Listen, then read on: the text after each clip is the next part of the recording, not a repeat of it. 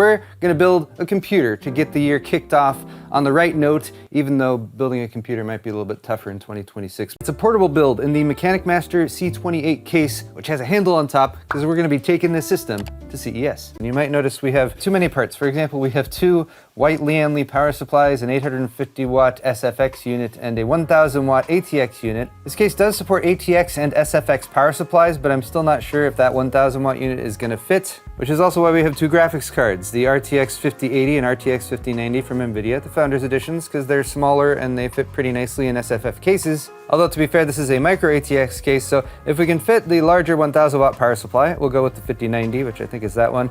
We will definitely be attaching the handle to the top for more easy transportation, but we've come across our first problem. And this is totally my fault. I went with a 280mm radiator because a bigger radiator better, right? However, when perusing the manual, and it does come with the Chinese manual and an English manual, which is cool, we discovered for 280mm radiator support, you actually need these optional accessories. That vented side panel is sold separately, as is the 280mm mounting bracket, and we do not have those. I have plenty of 360s, but no 240s. And since we really want to get this system set up so Joe can take it home to start getting it set up for editing and getting all his software installed, we're going to toss the color scheme out the window and go with an air cooler, since I do have this quite capable Noctua NHU12S Chromax Black. So it's not an all-white build. So acknowledging that we flew very close to the sun and we came very close to this just all fitting in perfectly, and it would have been so satisfying, we're actually just going to be dropping in an RTX 5070, which for the purposes of video editing